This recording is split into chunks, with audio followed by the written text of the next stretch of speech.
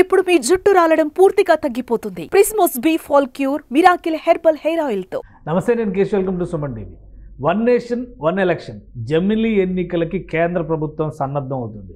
ఎవరు ఊహించిన విధంగా కేబినెట్ సమావేశంలో ఈ అంశం తెరపైకి వచ్చింది. జమిలీ ఎన్నికలకి సిద్ధం కావాల్సిందేనంటూ కేంద్ర ప్రభుత్వం గ్రీన్ సిగ్నల్ ఇచ్చింది. కేబినెట్ ఆమోదం తర్వాత రాబోయేటువంటి పార్లమెంట్ సమావేశాల్లో, లోక్సభలో, రాజ్యసభలో ఈ బిల్లును ప్రతిపాదించబోతున్నారు. ఇక నుంచి రాబోయేటువంటి రోజుల్లో దేశవ్యాప్తంగా ఒకటే ఎన్నిక జరిగేటువంటి అవకాశం ఉంటుంది. రాష్ట్రానికి ఒకసారి, అలానే కేంద్రానికి ఒకసారి ఎన్నికలు జరిగేటువంటి విధానానికి స్వస్తి పలకాలని ప్రస్తుతం కేంద్రంలో ఉన్నటువంటి ప్రభుత్వం భావిస్తోంది. ఇందుకు అనుగుణంగానే వన్ నేషన్ వన్ ఎలక్షన్ పేరుతో ఈ పాలసీని అమలు చేయాలని నిర్ణయించితే, అయితే ప్రధాన ప్రతిపక్ష కాంగ్రెస్ పార్టీ దీన్ని తీవ్రంగా వ్యతిరేకిస్తుంది. ఈ వన్ నేషన్ వన్ ఎలక్షన్ అమలు చేయడానికి ఎంతవరకు అవకాశం ఉంది? ఈ అంశంపైన విశ్లేషణ చూద్దాం. మనతో పాటు పొలిటికల్ అనలిస్ట్ చంద్ర శ్రీనివాస్ గారు. నమస్కారం. నమస్కారం అండి. వన్ నేషన్ వన్ ఎలక్షన్ జమిలీ ఎన్నికలు చాలా కాలంగా చర్చలో ఉన్నటువంటి అంశం. సాధ్యమయ్యేటువంటి పనేనా? డెఫినెట్గా అవుద్ది. భారతదేశంలో సాధ్యం కానీ ఉండదు. ఎందుకంటే సంకల్పం మంచిగా ఉండాలి, ఖర్చు తగ్గాలి. కొన్ని వేల కోట్ల రూపాయలు ఎలక్షన్ ఖర్చు అవుతుంది. అంటే ఎంపీ ఎలక్షన్స్ కొన్ని ప్లేసుల్లో, ఎమ్మెల్యే సపరేట్గా జరుగుతుంది. అవన్నీ కాకుండా ఒకే ఇది మీద తేవాలన్న ఆలోచనతో, ఒక మంచి ఆశయంతోనే రామ్నాథ్ కోవింద్ గారిని, మాజీ రాష్ట్రపతి గారిని కమిటీ వేయటం. ఆ కమిటీ 191 రోజుల్లో 13,000 పేజీల పైనే ఇవ్వటం. అంటే దేశవ్యాప్తంగా అనేక ప్లేసుల్లో వెళ్ళి ప్రత్యేకంగా వాళ్ళు నివేదిక సమర్పించడం జరిగింది. రాష్ట్రపతి గారికి సమర్పించారు. ఈరోజు క్యాబినెట్లో ఆమోద ముద్ర తెలియజేయడం అనేది ఒక మంచి మూవ్.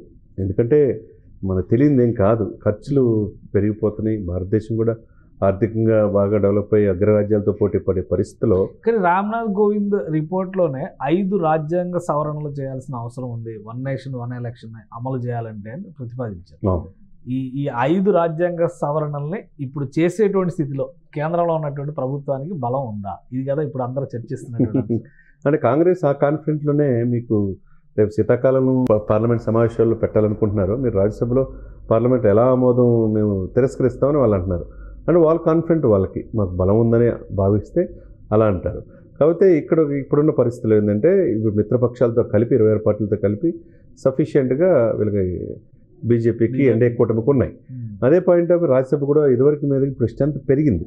కాబట్టి వీళ్ళ నమ్మకం వీళ్ళకి. లేకపోతే అంత తేలిగ్గా ఇప్పుడే ఈరోజు ఆమోదిస్తారని మనం ఎవరు ఎక్స్పెక్ట్ చేయాలి. కేబినెట్ సమావేశంలో ఆమోదం తెలియజేసిన వెంటనే రేపు శీతాకాల సమావేశంలో కంప్లీట్ అది చట్టరూపం దాల్చుతుంటే, అది ఇంతవరకు భారతదేశ చరిత్రలో ఫస్ట్ ప్రయత్నం. అది కాంగ్రెస్ వాళ్ళు ఒప్పుకోట్లా. అది మనం చూడాలి. అంటే ఇప్పుడు 4 రాజ్యాంగ సవరణలు అంటే ఏముందండి, మన చేతిలో ఇప్పుడు కేంద్ర కేబినెట్ ఆమోదం తెలియజేశారు. నెక్స్ట్ సఫిషియెంట్ మెజారిటీ పార్లమెంట్లో, రాజ్యసభలో ఉంటే 4 సవరణలు పెద్ద సమస్య ఏం కాదు. అంతే కదా. లాస్ట్ టైం 2019 ఎలక్షన్స్ టైంలో అంటే కంఫర్టబుల్ మెజారిటీ 302 సీట్లు బీజేపీకి వచ్చినాయి. కాబట్టి కాశ్మీర్ విభజన చేశారు, ఆర్టికల్ 370 తీసేశారు, వ్యవసాయ చట్టాలు తీసుకొచ్చారు. అలానే ఉమ్మడి పౌరస్మృతికి సంబంధించి ఒక అడుగు ముందుకు వేసినటువంటి పరిస్థితిని మనం చూసాం. కానీ ఈసారి కూటమిగా ఉంది ప్రభుత్వం. 2014తో 2019తో పోల్చి చూసినప్పుడు బీజేపీ వన్ సైడ్గా, అంటే మ్యాజిక్ ఫిగర్ను సాధించినటువంటి పార్టీ కాదు. 2-3 పార్టీలు కలిస్తేనే మ్యాజిక్ ఫిగర్ క్రాస్ అయ్యేటువంటి పరిస్థితి ఉంది. అలాంటప్పుడు వన్ నేషన్ వన్ ఎలక్షన్ అనేటువంటి నినాదం తీసుకుంటే రాష్ట్రాలన్నింటిలోనూ కూడా సహకారం అందించే అవకాశం ఉంటుందా? ఇప్పుడు ఆల్మోస్ట్ 24 రాష్ట్రాల్లో బీజేపీ అనుబంధ పార్టీలు మాత్రం అధికారంలో ఉన్నాయి. కాంగ్రెస్ 2-3 ప్లేసుల్లోనే ఉంది. అంటే ఫ్యూచర్లో ఎలా ఉంటుందో కూడా తెలియని పరిస్థితిలో మరి కాంగ్రెస్కి ఏ విధంగా పుంజుకునే అవకాశం ఉన్నది? మనం వాస్తవాలు చూసుకుంటే బీజేపీ రోజుకి గ్రాఫ్ పెరిగిపోతుంది. మీరన్నట్టు ఎన్డీఏ కూటమిగా ఏర్పడింది. అంతకుముందు మీరు సఫిషియెంట్ మెజార్టీ, వాళ్ళు ఏది కావాలంటే వాళ్ళు మీరు అన్నట్టు 370 ఆర్టికల్ కావచ్చు, అన్నీ కూడా పాస్ చేసుకున్నారు. ఇప్పుడు బొటాబొటీ మెజార్టీతో కానించి ఇప్పుడు బీహార్లో నితీష్ కుమార్ గారు కావచ్చు, ఇక్కడ ఆంధ్రప్రదేశ్లో టీడీపీ కలయికలో కావచ్చు 21 ఎంపీలకి ప్లస్ అయిపోయినాయి. ఉత్తరప్రదేశ్లో సగం తగ్గిపోయింది. అది మినీ ఇండియాగా భావించి యూపీలో బాగా వస్తుంది అనుకున్న సమయంలో కొన్ని పొరపాట్ల వల్ల తగ్గిందని అర్థమైంది. ఆ తగ్గింది ఎవరు కవర్ చేశారు? ఇక్కడ బీహార్, ఆంధ్రప్రదేశ్ కవర్ చేసింది. కాబట్టి బీహార్, ఆంధ్రప్రదేశ్ ప్రజలు కూడా, ఇక్కడ ప్రభుత్వాలు కూడా జమిలీ ఎన్నికలు కావాలని కోరుకుంటున్నారు. ఇక్కడ ఆల్మోస్ట్ అన్ని దాదాపు 90% అధికారం అనుబంధ పార్టీలు 26 పార్టీలు ఎన్డీఏ కూటమిలో ఉంటే, ఇంకా ఆమోదం ఈ జమిలీ ఎలక్షన్ సంబంధించిన ఆమోదం రావటం, ఆమోదించకపోవడం అనేది ఇంక డౌట్ ఉండదు అనేది మన అభిప్రాయం. అంటే ఇప్పుడు ఆంధ్రప్రదేశ్లో కానీ, తెలంగాణలో కానీ ప్రాంతీయ పార్టీలు చాలా వరకు ఈ జమిలీ ఎన్నికలు అనేవి వస్తే జాతీయ పార్టీల బలం పెరుగుతుంది అనేటువంటి అభిప్రాయంతో ఉన్నాయి. ఈ పార్టీలన్నీ ఇప్పుడున్న స్థితిలో మద్దతు తెలిపేటువంటి అవకాశం ఎంత అనుకుంటుంది? సార్ డెఫినెట్గా కేశవ్ గారు మీకు తెలియంది కాదు, వెస్ట్ బెంగాల్లో గ్రాఫ్ మొన్న ఒక డాక్టర్ మీద అత్యాచారం విషయంలో గ్రాఫ్ తగ్గిపోయింది మమతా బెనర్జీ. తర్వాత కేరళ ఒకటి ఉన్నది, కేరళలో చూస్తున్నాం మన పరిస్థితి. ఇకపోతే తమిళనాడు అంటే వాళ్ళు మేమే అనే ద్రవిడ ఇది అనేది సంస్కృతి ఇప్పటికీ ఇది ఉంటుంది. దాని స్థితి నుంచి విజయ్ అనే వ్యక్తి కొత్త పార్టీ పెడుతున్నారు. ఇక్కడ ఈ 3 రాష్ట్రాలు తప్పితే మిగతా దేశంలో మొత్తం యావత్తు కాషాయమయం అయిపోయిందా లేదా? ఇప్పుడు పెద్ద సమస్య కాదు వాళ్ళకి. ఇప్పుడు ఏదేమైనా కానీ వాళ్ళు ఒక ఇదితో వెళ్తున్నారు.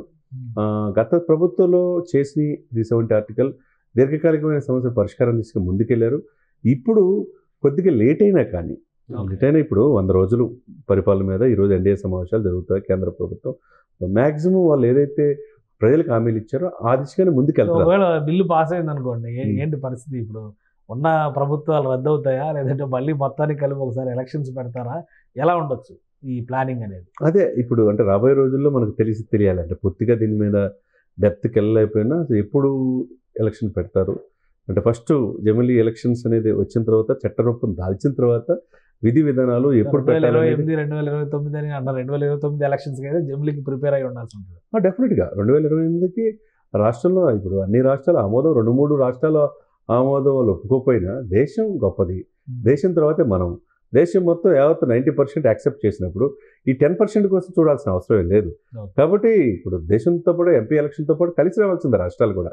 సపరేట్గా మాకు కావాలి, మేమే సపరేట్ దేశం అనే ప్రతిపత్తి మాకు రాష్ట్రాలకు ఉందంటానికి లేదు కదా. జమ్మూ కాశ్మీర్ లాంటి స్వయం ప్రతిపత్తి 370 ఆర్టికల్ రద్దు చేశారు. ఇప్పుడు ఒక భాగం అయిపోయింది. కేంద్రపాలిత ప్రాంతాలు కావచ్చు, రాష్ట్రాలు కావచ్చు, వాళ్ళ స్థితిగతులు వాళ్ళ పరిస్థితులు బట్టి ఇప్పుడున్న సిచ్యువేషన్స్లో ఖర్చు తగ్గించుకోవాలంటే 2 ఒకసారి జరిగితే బాగుంటుంది అనేది ఆ పాయింట్ ఆఫ్ వ్యూ ఏదైతే తీసుకున్నారో చాలా వరకు యాక్సెప్ట్ జరుగుతుంది. కాబట్టి ఆ దిశగానే ముందుకు వెళ్తారు. దీంట్లో ఇప్పుడు వెనక రాజ్యసభలో గట్టెక్కుతారా? రాజ్యసభలో చాలా ట్విస్టీగా ఉంది, కొంచెం బలం తక్కువ ఉంది, ఇలాంటి చర్చ నడుస్తుంది. సరే, లోక్సభలో కూటమి పరంగా బలం ఉన్నప్పటికీ కూడా రాజ్యసభలో పరిస్థితి ఏంటి? డెఫినెట్గా రాజ్యసభలో కూడా గట్టెక్కుతారు. ఇదివరకు మీద ఇప్పుడు రాజ్యసభలో ఊహించిన విధంగా ఎంపీ ఎలక్షన్లు గత ఎలక్షన్లు మనం చూసాం, ఎక్కువ పార్లమెంట్లో ఉన్నారు. కానీ రాజ్యసభలో ప్రతి బిల్లుకి కూడా చాలా వేరే మంది డిపెండ్ అవ్వాల్సిన పరిస్థితి ఉండేది. ఇప్పుడు ఆ పరిస్థితి లేదు. క్రమేపీ బీజేపీ మిత్రపక్షాల యొక్క స్ట్రెంత్ అనేది రాజ్యసభలో కూడా పుంజుకుంది. కాబట్టి రాజ్యసభ పార్లమెంట్ రెండిట్లో కూడా ఈ బిల్లు ఆమోదం రేపు శీతాకాలంలో జరిగే అవకాశం స్పష్టంగా కనపడుతుంది. థ్యాంక్ యూ చంద్ర శ్రీనివాస్ గారు. ఇది జమిలీ ఎన్నికలకు దేశం సిద్ధం కావాల్సినటువంటి పరిస్థితి కనిపిస్తుంది. 1 నేషన్ 1 ఎలక్షన్ పాలసీకి కేంద్ర కేబినెట్ ఆమోద ముద్ర వేసినటువంటి నేపథ్యంలో చట్టరూపం దాల్చడానికి కావాల్సిన ప్రక్రియని అతి త్వరలోనే కేంద్ర ప్రభుత్వం ప్రారంభించబోతుంది. ఇక రాబోయే రోజుల్లో రాష్ట్రానికి ఒక రకంగా, కేంద్రానికి ఇంకో రకంగా ఎన్నికలు జరిగేటువంటి అవకాశం ఉండదు. ఒకవేళ రాష్ట్రాల అసెంబ్లీలో రద్దయితే కనుక రద్దయిన కాలానికి మాత్రమే ఎన్నికలు జరిగే విధంగా ఈ 1 నేషన్ పాలసీని రూపొందించబోతున్నట్టుగా సమాచారం ఉంది. అతి త్వరలో దీనికి సంబంధించినటువంటి విధి విధానాలు బయటకు వచ్చేటువంటి ఛాన్సెస్ ఉన్నాయని చంద్ర శ్రీనివాస్ గారు విశ్లేషిస్తున్నారు. ఇది special discussion. Keep watching. Suman టీవీలో మీ పర్సనల్ అండ్ బిజినెస్ ప్రమోషన్స్ కోసం కింది నెంబర్కి కాంటాక్ట్ చేయండి.